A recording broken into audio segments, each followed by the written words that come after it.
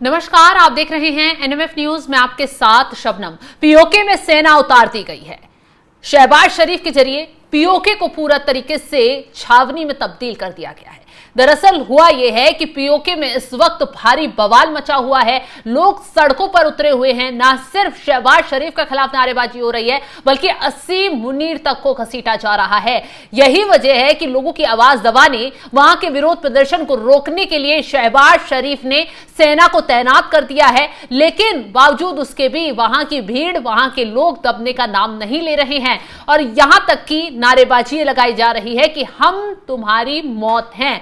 सीधे सीधे पीओके की जनता जो है पाकिस्तान की सेना से भिड़ती हुई नजर आ रही है। पीओके से इस वक्त जो तस्वीरें आ रही हैं वो वाकई में काफी हैरान कर देने वाली हैं। पीओके का विद्रोह शहबाज शरीफ, असीम मुनीर के लिए काल बन सकता है। वो कैसे भारत के लिए ये विद्रोह और फायदेमंद साबित होगा बताएंगे आगे। लेकिन उससे पहले क्यों बवाल पीओके में भड़का हुआ है, आखिर क्यों व्यापारी गुट से लेकर आम लोगों तक ने पीओके में पूरा लॉकडाउन लगा दिया है, सब कुछ शटडाउन कर दिया गया है और पाक सेना के खिलाफ विद्रोह छेड़ दिया है, ये आपको विस्तार से बताते हैं। हुआ यह है कि एक तरफ तो पीओके में बताया जा रहा है एक छोटी बच्ची की हत्या कर दी गई है और उसकी हत्या के विरोध में जिस तरीके से लोग सड़कों पर उतरे हुए हैं, सरकार और सेना के खिलाफ लोगों का गुस्सा भरपूर तरीके से देखने के लिए मिल रहा है, तो दूसरी तरफ सरकार के खिलाफ वहां के व्यापारी गुट अनिश्चितकालीन हड़ताल पर उतर आए हैं। स्थानीय पब्लिक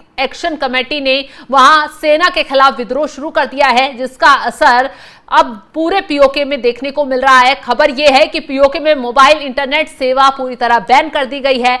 सड़कों पर सैन्य फोर्स उतर गई है। बंद की वजह से स्कूल, कॉलेज सब कुछ ठप हो गया है।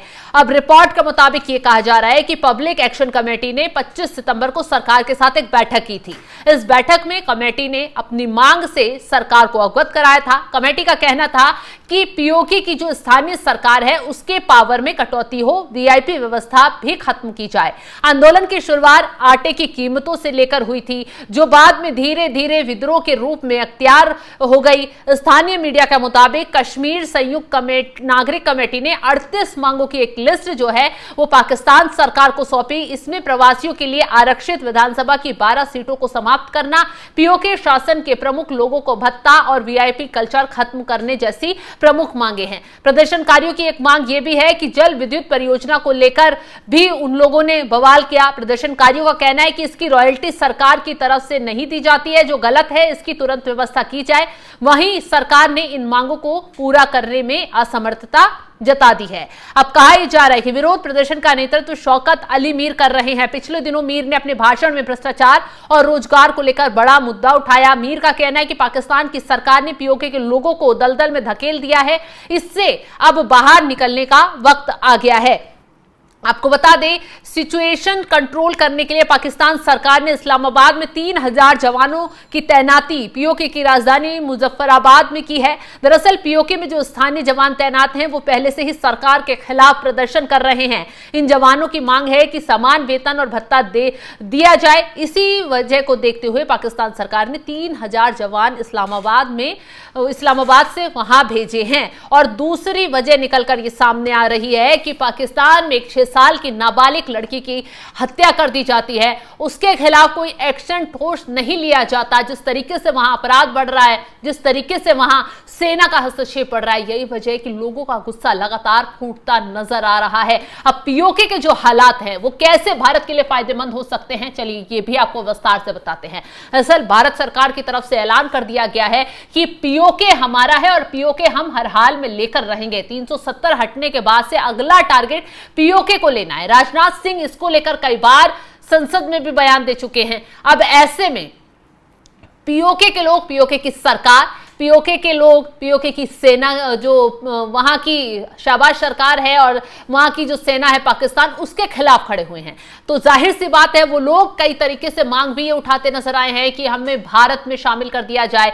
खुलकर कई ऐसे सोशल मीडिया पर बयान सामने आए थे जिसमें कहा गया पीओके के लोगों के जरिए कि हमें पाकिस्तान से अलग कर दिया जाए। वजह है कि जिस तरीके से पाकिस्तान की सरकार पंजाबियों को, इस्लामाबाद को तवज्जो देती है, पीओके के लोगों के साथ खिलवाड़ करती है, पीओके के लोगों को बिल्कुल गर्द में धकेल दिया है।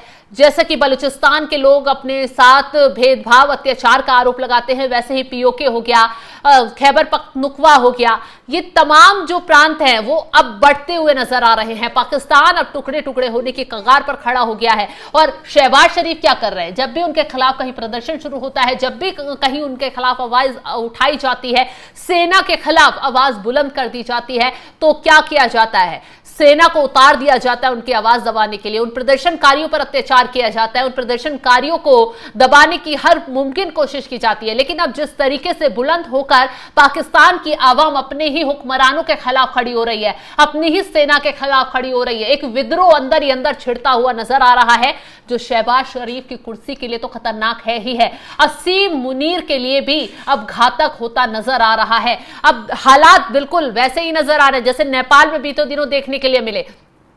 लोगों की ताकत ने देखी कैसे चंद मिनटों में ही तानाशाह की सरकार को उखाड़ फेंका, यानी केपी शर्मा ओली को इस्तीफा देकर भागना पड़ा। अब वही हालात जो हैं वो पाकिस्तान में होते हुए नजर आ रहे हैं। एक तरफ बलूचिस्तान विद्रोह की आग को भड़का रहा है, एक तरफ खैबर पख्तूनख्वा है, एक तरफ पीओके है। अब अलग अलग जगहों से जिस तरीके से आवाज उठ रही है, वो भी ऐसे वक्त पर जब शहबाज शरीफ असीम मुनीर लगातार अमेरिका दौरे पर जाते हैं, नई नई डील कर रहे हैं। पीओके के जो खनिज पदार्थ हैं, खनिजों की जगह हैं, उनको लेकर डील की जा रही है।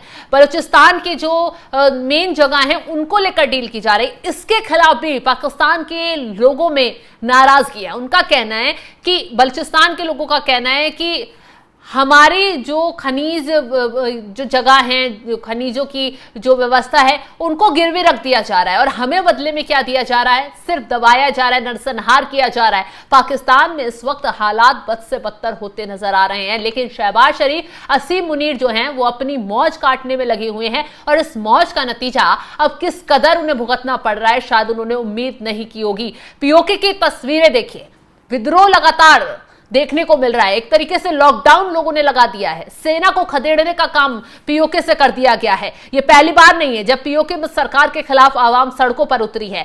सरकार और सेना के खिलाफ लोगों में गुस्सा लगातार बढ़ रहा है। हालिया विवाद की वजह 6 साल की बच्ची की मौत बताई जा रही है, जिसमें बच्ची की लाश पीओके के कोटली में खेत में मिली। वो पिछले 3 दिनों से लापता थी। बच्ची की मौत की निष्पक्ष जांच की मांग अब अनसुनी कर दी गई, तो जिसके बाद लोग सड़कों पर उतरे। इस दौरान पाकिस्तानी सेना के खिलाफ लोगों का गुस्सा साफ नजर आया।